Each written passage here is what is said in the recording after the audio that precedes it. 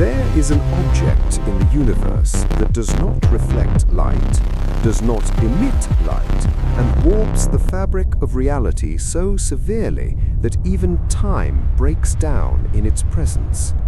We have photographed its shadow. We have heard its voice. We have calculated its mass to extraordinary precision. And after a century of study, we still do not understand what it is. This is not a video about what a black hole is. You have seen that video. Everyone has made that video. This is a video about what black holes are hiding. 10 secrets, each one stranger than the last, that reveal black holes to be far more bizarre, far more dangerous, and far more important than most people realize. Let me start by destroying the most popular misconception on the internet. Chapter 1. They don't suck. Black holes do not suck. They do not pull things in like a vacuum cleaner. They do not reach out with invisible tendrils and drag matter toward them. This image, the cosmic drain, the celestial vacuum, is so deeply embedded in popular culture that almost everyone believes it, and it is completely wrong. A black hole is gravity. That is it. The same gravity that keeps your feet on the floor and the moon in orbit. If you replaced the sun with a black hole of exactly the same mass, one solar mass, compressed to a diameter of about 6 kilometers, Earth would continue orbiting exactly as it does now. Same speed, same distance, same year. The planets would not notice. The gravity at Earth's distance from the sun depends only on the mass, not on the size of the object producing it. A black hole with the sun's mass has the sun's gravitational pull at every distance beyond its surface. The danger of a black hole is not that it sucks. The danger is that you can get closer to its center of mass than you could with a normal star, because the mass is compressed into such a small volume. The sun's surface is 700,000 kilometers from its center. You cannot get closer than that without being inside the sun. But a one solar mass black hole is 6 kilometers across. You can get within 10 kilometers of a solar mass, something impossible with the sun, and at that distance, gravity is overwhelming. You cross the event horizon, and you are gone. The difference between a black hole and a star is not the strength of gravity, it is the accessibility of extreme gravity. A star hides its strongest gravity behind its own body. A black hole has no body to hide behind. Its strongest gravity is exposed, naked, accessible to anything that wanders too close. I think this matters because the cosmic vacuum cleaner metaphor makes black holes sound mindless and aggressive. They are not. They are patient. They sit and wait.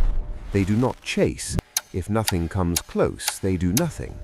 The supermassive black hole at the center of our galaxy, Sagittarius A star, 4 million times the mass of the Sun, is currently doing almost nothing. It is one of the quietest objects in the Milky Way. It will sit there, inert, until something falls towards it. Black holes are not predators, they are traps, and the distinction matters for understanding everything that follows. Chapter 2. They create slow time. If you could hover near the event horizon of a black hole, not fall in, just hover, and stay there for what feels like 1 hour, then fly back to Earth, you would find that years, decades, or centuries had passed on Earth, depending on how close you got and how massive the black hole was. This is not science fiction. This is general relativity, confirmed by every experiment ever conducted, from atomic clocks on airplanes to GPS satellite corrections to gravitational wave measurements. Time runs slower in stronger gravitational fields. On the surface of Earth, your feet age slightly slower than your head because your feet are closer to the center of the Earth. The difference is about 90 billionths of a second per year. At a black hole's event horizon, the difference is not billions, it is everything. Time at the horizon, as measured by a distant observer, effectively stops. Kip Thorne calculated the specific case for the film Interstellar, a supermassive black hole of roughly 100 million solar masses, spinning at 99.8% of its maximum rate. Near such an object, 1 hour could correspond to 7 years on Earth. That specific number was designed for a movie, but the physics is exact. For different masses and spins, the ratio can be far more extreme. I want to describe what this would actually look like because I think most people miss the visual reality. If you hovered near the horizon and looked back at the universe, you would see everything in fast forward. Stars would visibly move in their orbits. Seasons on nearby planets would cycle in minutes. Civilizations could rise and fall while you ate lunch. You would be watching the future happen in real time, and the only cost would be that you could never go back to the present you left. And if someone on Earth watched you through a telescope, they would see the opposite. You would appear frozen. Your movements would slow to a crawl, then to nothing. Your image would redshift, sliding from visible light to infrared to microwave, and eventually fade to black. You would never appear to cross the event horizon. From the outside, you would hang there, reddening and dimming for eternity. Both perspectives are correct. Both are real. Neither is an illusion. This is what space-time does near a black hole. It splits reality into two equally valid but mutually incompatible experiences. I find this the most unsettling property of black holes. Not that they crush matter, but that they divorce time from itself. Let me make this even more concrete. The global positioning system in your phone relies on satellites orbiting at 20,000 kilometers altitude. At that altitude, the weaker gravity means the satellite clocks tick faster than ground clocks by about 45 microseconds per day. The satellite's orbital velocity makes the clocks tick slower by about 7 microseconds per day. The net difference is 38 microseconds per day. Fast. If engineers did not correct for this time dilation, GPS positions would drift by roughly 11 kilometers per day. Your ability to navigate to a restaurant depends on correcting for time dilation. Now scale that up. On the surface of a neutron star, where gravity is about 200 billion times stronger than on Earth, time runs about 30% slower than in empty space. A clock on a neutron star ticks at 70% the rate of a clock far away. If you lived on a neutron star for 1 year, 1.4 years would pass on Earth. Now scale it up again. At the event horizon of a black hole, the time dilation factor goes to infinity. 1 second at the horizon corresponds to infinite time outside. In practice, you would never hover exactly at the horizon. The energy required would be infinite. But even hovering close produces factors of thousands or millions. A black hole is a gravity well so deep that time itself cannot climb out. There is a real astrophysical consequence of this that I think most people miss. When we observe material falling into a black hole, gas from an accretion disk spiraling inward, we are watching events in extreme slow motion. The X-ray flickers we observe from accreting black holes are already time-dilated. We are seeing slow-motion footage of the most violent events in the universe, slowed not by a camera, but by gravity. Chapter 3. They sing. black holes are not silent, they are loud. They are in fact among the loudest objects in the universe, if you know how to listen. In 2022, NASA released a sonification of the supermassive black hole at the center of the Perseus galaxy cluster. The data came from the Chandra X-ray Observatory, which had detected ripples in the hot gas surrounding the black hole, pressure waves radiating outward through the intergalactic medium, sound waves, real sound waves propagating through real gas produced by a real black hole. NASA translated the frequency, which was about 57 octaves below middle C, far too low for human ears, into audible range. The result was a deep, resonant, groaning moan, the sound of a black hole pushing gas around across hundreds of thousands of light years. But the more scientifically significant sound came from LIGO. When two black holes merge, the space-time around them vibrates. Gravitational waves ripple outward at the speed of light. LIGO translates these space-time vibrations into audio. The result is a chirp, a rising tone that sweeps upward in frequency as the two black holes spiral closer and finally collide. The first detection, JW150914 in September 2015, sounded like a brief upward sweep followed by a thud. Two black holes, each about 30 times the mass of the Sun, merging 1.3 billion light-years away. The sound of space-time itself ringing like a struck drum.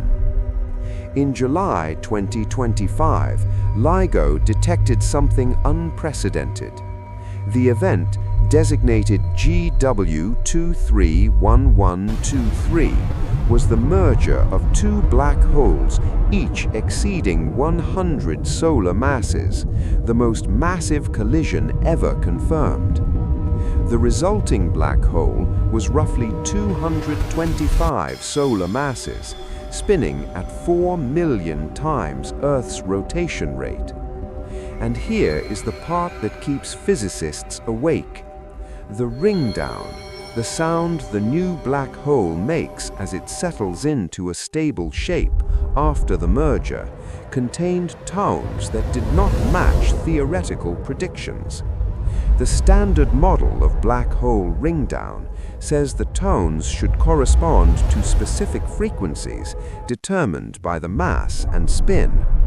The tones from GW231123 did not fit the pattern cleanly. This does not mean general relativity is wrong. It might mean our models of how ringdown works for extremely massive, rapidly spinning black holes need refinement. Or it might mean something more fundamental. We do not know yet. But a black hole sang a song that did not match the sheet music, and that is the kind of anomaly that keeps physics interesting. I want to say something personal here.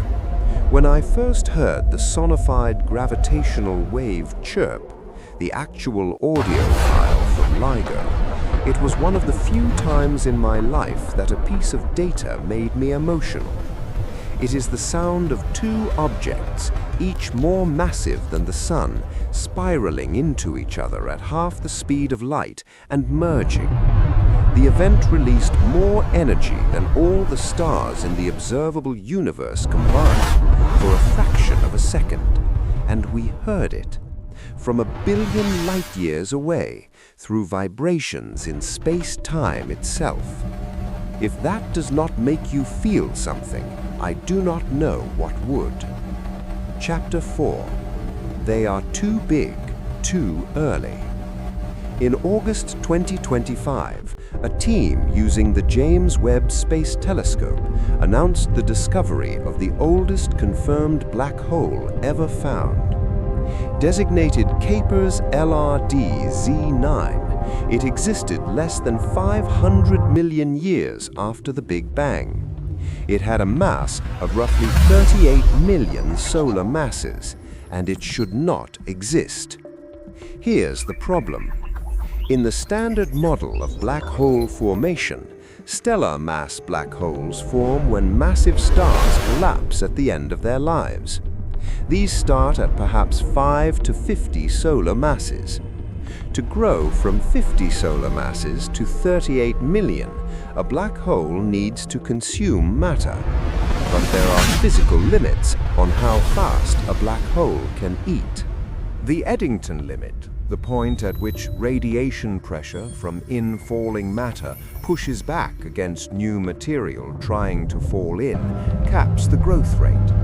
A black hole eating at the maximum possible rate would need roughly 1 billion years to go from stellar mass to 38 million solar masses. But this black hole existed only 500 million years after the Big Bang, half the time required. Something does not add up. There are several proposed solutions. Direct collapse black holes, objects that form not from dying stars, but from enormous gas clouds that collapse directly into black holes of 10,000 to 100,000 solar masses, skipping the star phase entirely.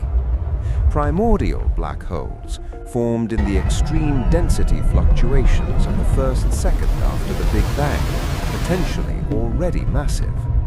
Super Eddington accretion, periods where the growth rate temporarily exceeds the theoretical limit through complex gas dynamics.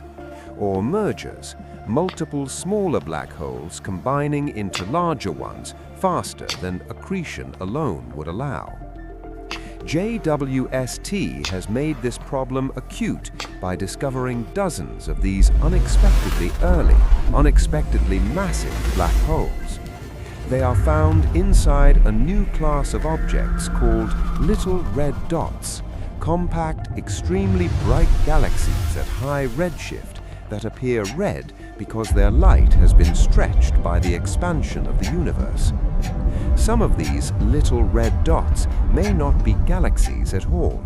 They may be black holes surrounded by dense gas shells with almost no stars, naked black holes in the infant universe.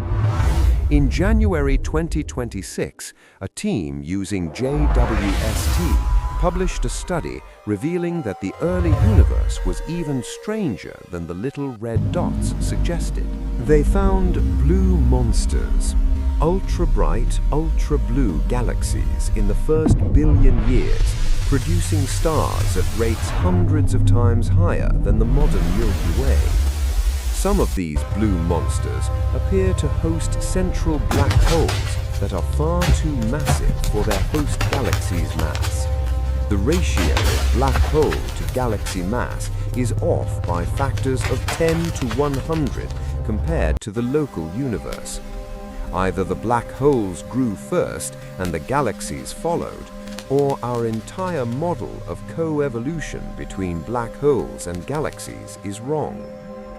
And then there is Abell 2744 QSO1, a black hole of about 50 million solar masses discovered by JWST in a region almost devoid of stars, a black hole without a galaxy.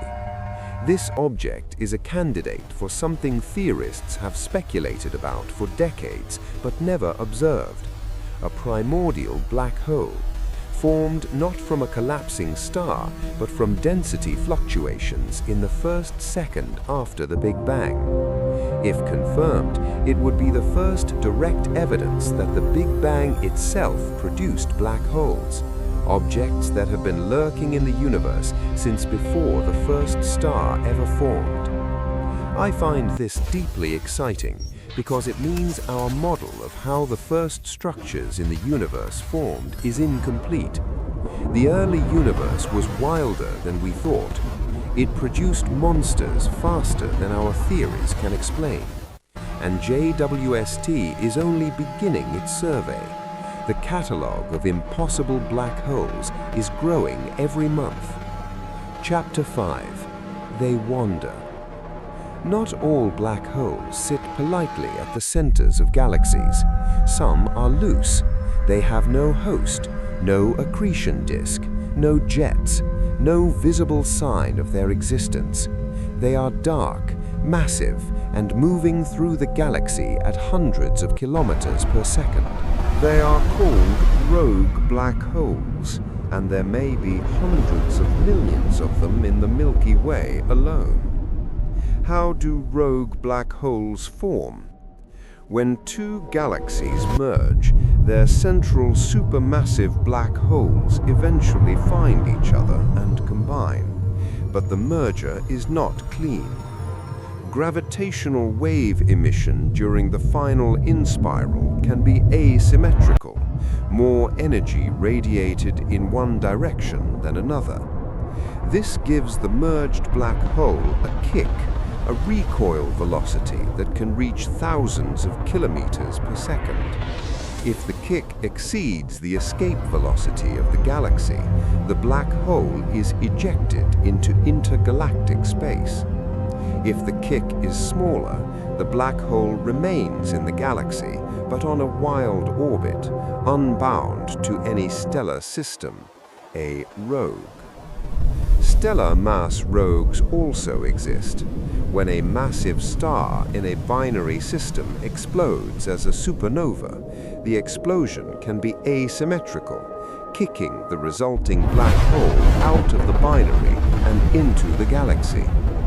Simulations suggest that for every black hole we detect in an X-ray binary actively consuming a companion star, there are thousands drifting alone through interstellar space. In October 2025, astronomers announced the first confirmed detection of a tidal disruption event, a black hole tearing apart a passing star, occurring far from the center of its host galaxy. The event, AT2024TVD, happened roughly 2,600 light-years from the galactic nucleus. The radio signals it produced were the fastest evolving ever recorded for this type of event.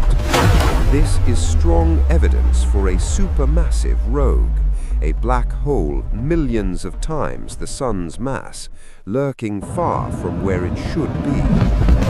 The closest known stellar mass black hole to Earth is currently Gaia BH1, about 1,600 light-years away in the constellation Ophiuchus. It was discovered not by seeing it, but by watching its companion star wobble under its gravitational influence. The black hole itself is invisible. If it were not pulling a visible star around, we would never know it was there. I want to sit with that for a moment. There is a black hole 1,600 light-years from here. 10 solar masses of collapsed space-time drifting through the galaxy, invisible, detectable only by its gravitational effect on things near it. And there are hundreds of millions more that we have not found. The galaxy is not the orderly structure of stars and gas that it appears.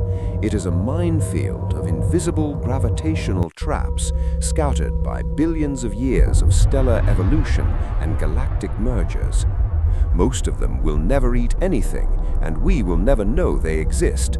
But some of them will wander close enough to a star or a gas cloud, or statistically improbably, but not impossibly, a solar system. And when they do, the first sign will not be visible, it will be gravitational. The orbits of outer planets perturbed, comets deflected, and by the time we notice, the geometry of the encounter will already be determined.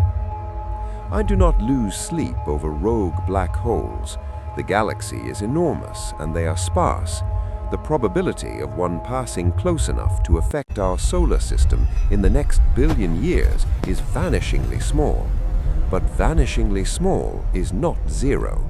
And there is something existentially uncomfortable about sharing a galaxy with hundreds of millions of invisible objects that could, in principle, rearrange your solar system without warning and without being seen.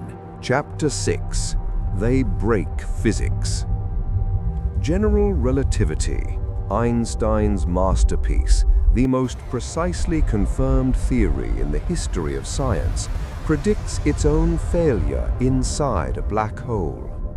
The equations say that matter collapsing past the event horizon will continue collapsing until it reaches a point of infinite density and zero volume, the singularity, a place where density is infinity, curvature is infinity, temperature is infinity. Infinity in physics is not an answer, it is a cry for help.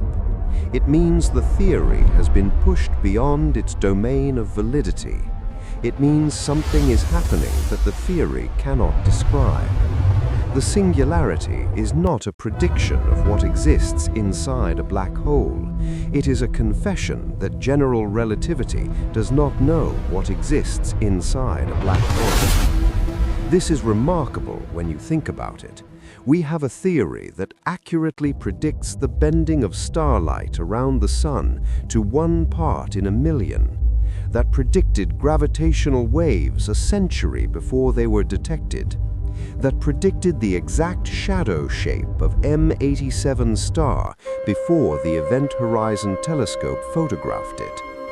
This theory works flawlessly outside the event horizon, and then it walks into the interior, divides by zero, and crashes. The crash has a name. It is called the information paradox, and it has haunted theoretical physics for 50 years. In 1974, Stephen Hawking showed that black holes are not perfectly black. They emit radiation, Hawking radiation, a faint thermal glow caused by quantum effects near the event horizon. This radiation carries energy away from the black hole. Over immense timescales, 10 to the 67 years for a stellar mass black hole, the black hole evaporates completely, leaving nothing behind. The problem is what happens to the information. When matter falls into a black hole, it carries quantum information, the complete quantum state of every particle. Quantum mechanics says information can never be destroyed. It can be scrambled, encrypted, hidden, but never erased. The laws of quantum mechanics are unitary. Every process is reversible in principle. Destroy information and you destroy unitarity. Destroy unitarity and quantum mechanics collapses. But Hawking radiation appears to be thermal, random, featureless, carrying no information about what fell in. If the black hole evaporates completely and the radiation carries no information, then the information that fell in has been destroyed. Quantum mechanics says this cannot happen. General relativity says it did happen. The two most successful theories in physics directly contradict each other. This is not a technicality. This is a war between the two pillars of modern physics, fought on the battlefield of a black hole's interior. Whoever wins, whoever is wrong, the consequences reshape our understanding of reality. Several proposed solutions exist. The holographic principle, which I will discuss in Chapter 9, the island formula, proposed in 2019, which suggests that Hawking radiation does carry information encoded in subtle quantum correlations between the emitted particles, correlations so delicate they are practically impossible to measure, but mathematically sufficient to preserve unitarity. The Ravelli bounce model, which I covered in my white hole video, where the black hole does not evaporate completely, but instead bounces into a white hole, releasing the stored information. None of these solutions have been experimentally confirmed. The information paradox remains open, and that is the sixth secret. Black holes are the place where our two best theories go to war, and after 50 years, neither has won. Let me describe why this matters beyond theoretical physics. Unitarity, the principle that information is never destroyed, is not just a quirk of quantum mechanics, it is the foundation of prediction. If information can be destroyed, then the present does not uniquely determine the future. The laws of physics become non-deterministic, not because of quantum randomness, which is well understood, but because the universe is losing data. Imagine a computer that randomly deletes bits from its memory while running a program. The output becomes meaningless. If black holes destroy information, the universe is that computer. Most physicists believe information is preserved. The question is how. The island formula, developed by Almeri, Engelhardt, Marolf, and Henry in 2019, uses a mathematical technique from quantum gravity to show that after a certain point in a black hole's evaporation, the Hawking radiation begins to encode the interior information through extremely subtle quantum correlations. The mathematics is rigorous, the physics is compelling, but the result is deeply counterintuitive. It implies that the interior of the black hole and the exterior radiation are not independent systems. They are entangled in a way that bridges the event horizon, the very boundary that classical physics says is uncrossable. This connects to the ER equals EPR conjecture, the idea from Maldacena and Susskind that entanglement between particles is physically equivalent to a microscopic wormhole connecting them. If ER equals EPR is correct, then the information escaping a black hole through Hawking radiation is connected to the interior by trillions of invisible wormholes. The event horizon is not a wall, it is a web. Chapter 7. They may contain universes. This is the chapter where I lose some of you and fascinate the rest. The Kerr metric, the mathematical solution for a rotating black hole, which describes every real black hole, since all real black holes rotate, contains a feature that the non-rotating Schwarzschild solution does not. The singularity is not a point, it is a ring, a one-dimensional ring of infinite density lying in the equatorial plane of the spinning black hole. And the mathematics of the Kerr metric allows trajectories that pass through the center of the ring without hitting the ring itself. These trajectories emerge in a different region of space-time, not our universe, a different space-time entirely, connected to ours only through the interior of the black hole. I need to be very clear. This is what the mathematics says. Whether the physical universe actually implements this feature of the mathematics is unknown. The interior of the Kerr metric is almost certainly not a faithful description of a real rotating black hole's interior. Perturbation analyses suggest the inner structure is wildly unstable, and quantum gravity effects would dominate long before any traveler reached the ring. The Kerr ring singularity may be a mathematical artifact that does not exist in nature. But the idea it represents, that a black hole's interior might connect to another region of space-time, possibly another universe, has been taken seriously by multiple independent lines of theoretical research. Lee Smolin's cosmological natural selection proposes that every black hole produces a new universe on the other side of its singularity, with slightly mutated physical constants. The new universe produces its own stars, its own black holes, its own child universes. Natural selection favors universes whose constants maximize black hole production. Our universe, with its suspiciously fine-tuned constants, may be the product of billions of generations of cosmic evolution. Carlo Rovelli's loop quantum gravity model replaces the singularity with a quantum bounce. Matter collapses to Planck density, rebounds, and the interior of the black hole becomes the Big Bang of a new universe. In this picture, the Big Bang itself was a white hole, the output of a collapsed region in a parent universe. I covered this in detail in my white hole video, so I will not repeat the full argument. But I want to say what I did not say then. If even one of these models is correct, if black holes really do see new universes, then black holes are not destructors. They are the reproductive organs of the cosmos. They are how the universe makes more of itself. And our own universe, with its 13.8 billion years of history, its 2 trillion galaxies, its uncountable stars and planets and people, may be nothing more than the interior of a black hole in a parent universe we can never access or observe. I find this idea equal parts thrilling and humbling.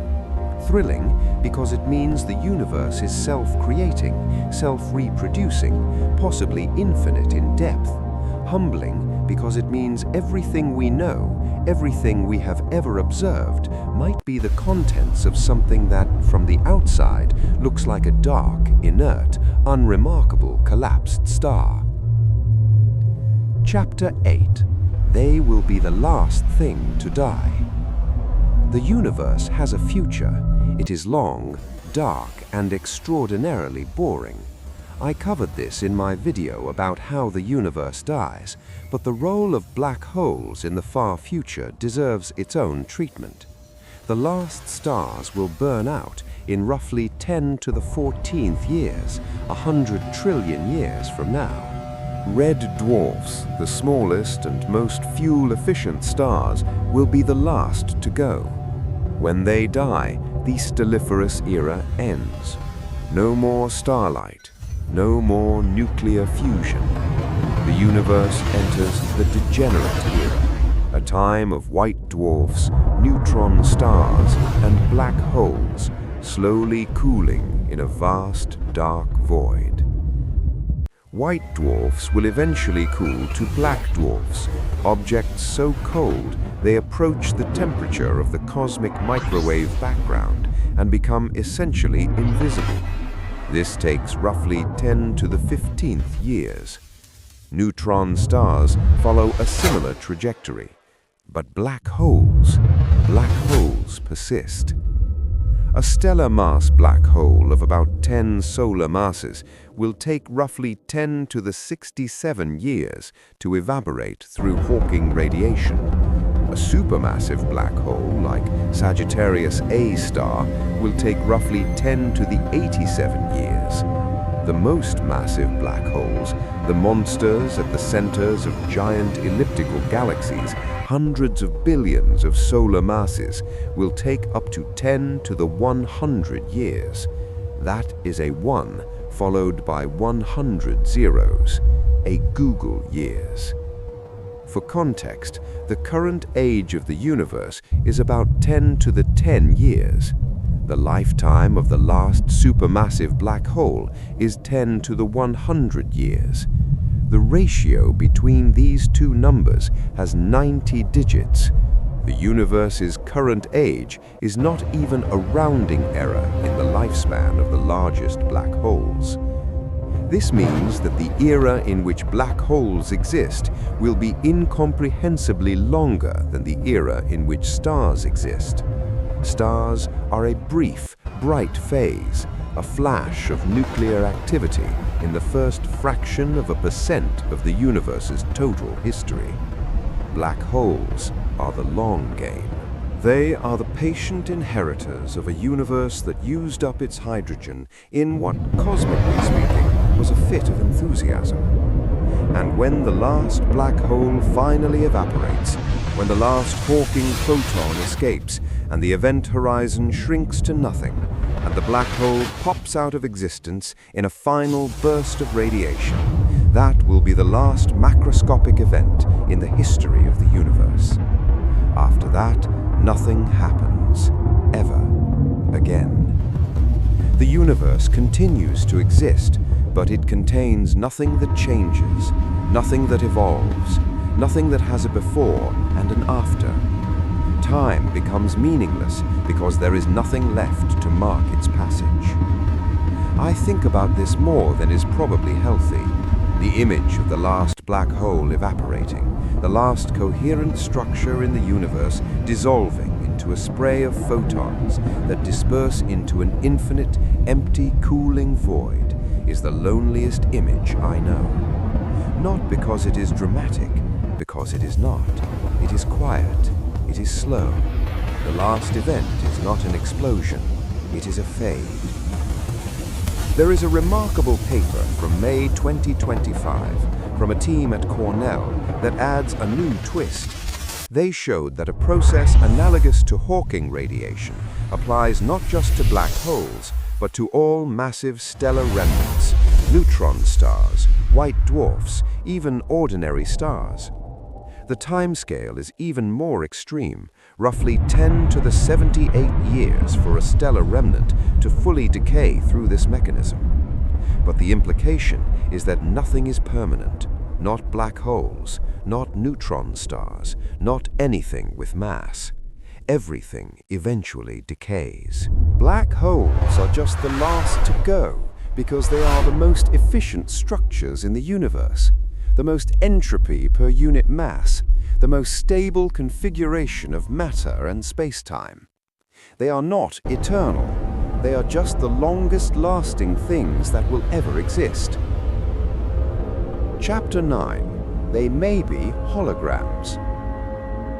In 1993, the Dutch physicist Gerard 't Hooft proposed something that sounded like a joke but turned out to be one of the most productive ideas in theoretical physics. He suggested that all the information contained in a volume of space can be encoded on the boundary of that region, like a hologram where a two-dimensional surface contains all the information needed to reconstruct a three-dimensional image. Leonard Susskind developed this idea further, specifically in the context of black holes. The Bekenstein-Hawking entropy of a black hole, the amount of information it contains, is proportional not to its volume, but to the area of its event horizon. This is strange. For every other object in physics, the amount of information scales with volume. A larger box holds more data, but a black hole holds data proportional to its surface area, as if the information is painted on the outside, not stored on the inside. This led to the holographic principle, the proposal that the three-dimensional interior of a black hole is fully encoded on its two-dimensional event horizon. The interior is not an independent region of space. It is a projection of the boundary, like a hologram where the image has depth and dimension, but is generated entirely by a flat surface. The holographic principle was given precise mathematical form by Juan Maldacena in 1997 with the ADS-CFT correspondence, a proof that in certain theoretical spaces, a theory of gravity in a volume is exactly equivalent to a theory without gravity on the boundary of that volume.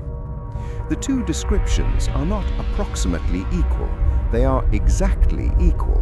The bulk and the boundary are the same theory expressed in different languages. This has not been proven for our specific universe. ADS-CFT works in anti-de Sitter space, which has a negative cosmological constant, while our universe has a positive one.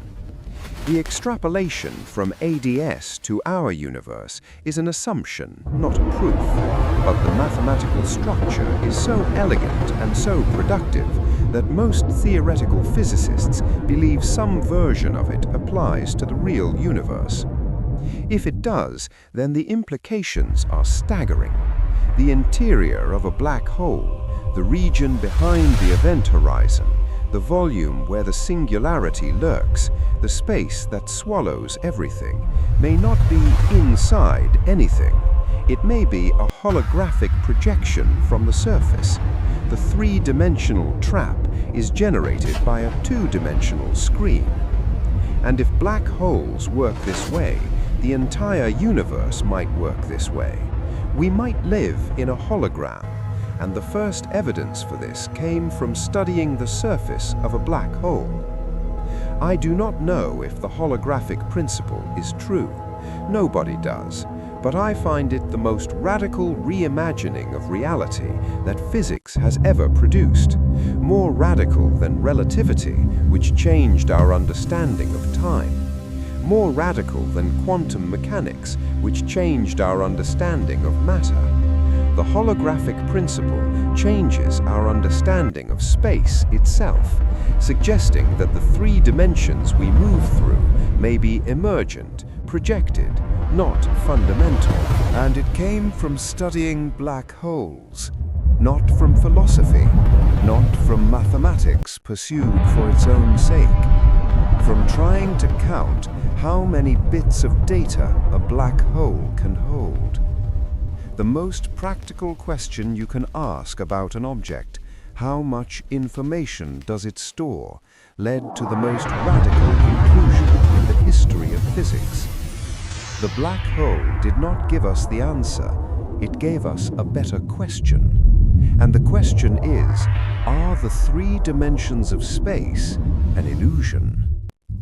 If they are, then black holes are not just objects in space, they are windows into the deeper architecture of reality.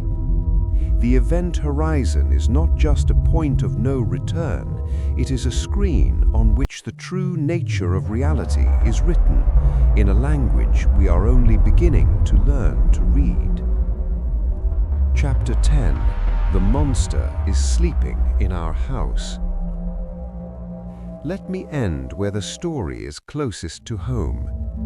At the exact center of the Milky Way galaxy, 26,000 light-years from Earth, sits Sagittarius A star, 4 million times the mass of the Sun, compressed into a region smaller than Mercury's orbit.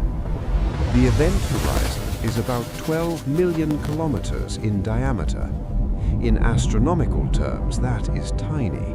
In human terms, it is a dark sphere 17 times wider than the Sun. We cannot see it directly, but we can see the stars orbiting it. The star S2 completes an orbit of Sagittarius A star every 16 years, reaching a closest approach of about 120 astronomical units, roughly 3 times the distance from the Sun to Pluto. At closest approach, S2 moves at 2.5% of the speed of light, 7,650 kilometers per second. Fast enough to cross the diameter of Earth in less than 2 seconds. In 2025, an artificial intelligence analysis of the orbital dynamics of stars near Sagittarius A star confirmed something long suspected. The black hole is spinning close to its maximal possible rate. A maximally spinning Kerr black hole drags space-time around it so violently that nothing within a certain radius can remain stationary. It is forced to co-rotate with the black hole. This region is called the ergosphere, and Sagittarius A star's ergosphere may be enormous. Right now, Sagittarius A star is quiet. It has a luminosity of only about a few hundred times that of the Sun, absurdly dim for an object of 4 million solar masses.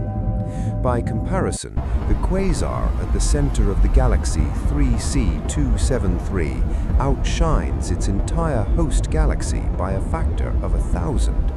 Sagittarius A star is doing almost nothing. It is dormant, sleeping. But it was not always sleeping. X-ray observations from the Chandra Observatory have detected light echoes, reflections of intense X-ray flares bouncing off nearby gas clouds that suggest Sagittarius A star was millions of times brighter just a few hundred years ago. Something fell into it, woke it up briefly, and it went back to sleep. This is normal for supermassive black holes. They cycle between active and dormant phases, depending on the supply of gas falling toward them. The Milky Way itself may have been a quasar billions of years ago. When our galaxy was young and gas-rich, the flow of material toward the center would have been enormous, and Sagittarius A star would have been actively fueling, producing jets, emitting radiation across the electromagnetic spectrum. The quiet galaxy we live in today is a retired quasar. And it could wake up again. If a sufficiently large gas cloud or unfortunate star falls toward the center, accretion would resume. The black hole would brighten. Jets might reignite. The center of the Milky Way would flare. We would not be in danger. 26,000 light-years is a safe distance for anything short of a direct jet aimed at us, which would require a specific geometric alignment that is extraordinarily unlikely. But we would see it. The sky toward Sagittarius would glow. The nearest known stellar mass black hole, Gaia BH1, is about 1,600 light-years away. There are almost certainly closer ones that we have not found. A 10 solar mass black hole drifting through interstellar space at typical stellar velocities emits no light, produces no signal, and is detectable only through gravitational effects on nearby objects. If one passed within a few light-years of our solar system, the first sign might be subtle perturbations in the orbits of Kuiper belt objects. By the time we noticed, the encounter dynamics would already be set. There is another future event involving Sagittarius A star that is certain. In roughly 4.5 billion years, the Milky Way and the Andromeda Galaxy will collide. Both galaxies harbor supermassive black holes, ours at 4 million solar masses, Andromeda's at roughly 140 million. After the galaxies merge over the course of a few 100 million years, the two black holes will find each other. They will orbit, spiral inward, and eventually merge in the most powerful gravitational wave event our local universe will ever produce. The merged black hole will be close to 150 million solar masses. The gravitational wave burst will briefly outshine the combined luminosity of every star in both galaxies, not in light, but in space-time vibration. LIGO's successor instruments, if any exist at that time, would be deafened by the signal. I want to close with something that I have been thinking about throughout this entire video. We use the word secret in the title, and I want to justify that word. Black holes are not mysterious because we lack data. We have more data than ever. EHT has photographed their shadows. LIGO has heard their mergers.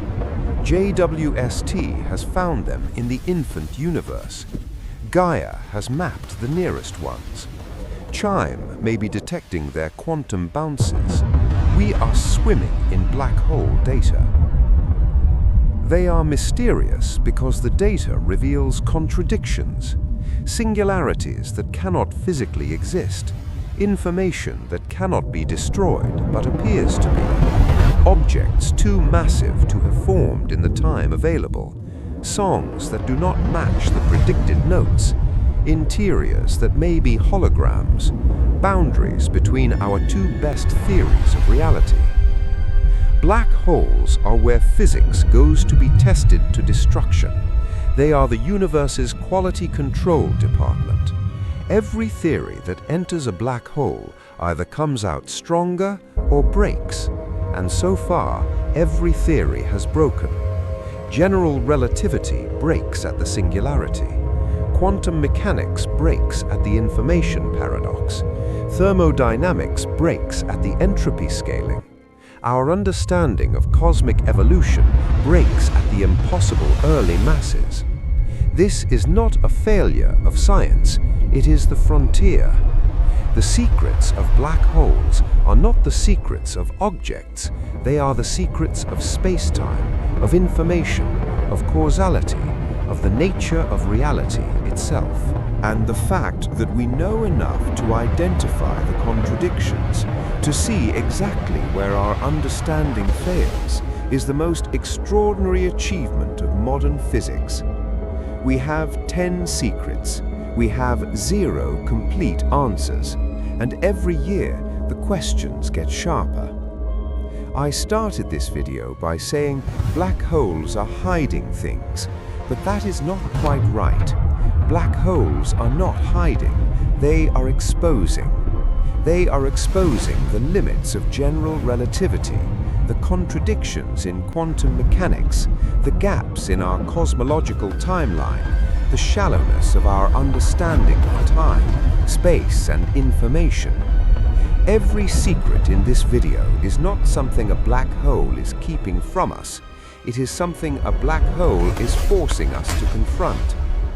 The universe built the most extreme objects physically possible, objects that compress the entire mass of a star into a space smaller than a city, and placed them where our two best theories collide, as if the universe wanted to know which theory would break first.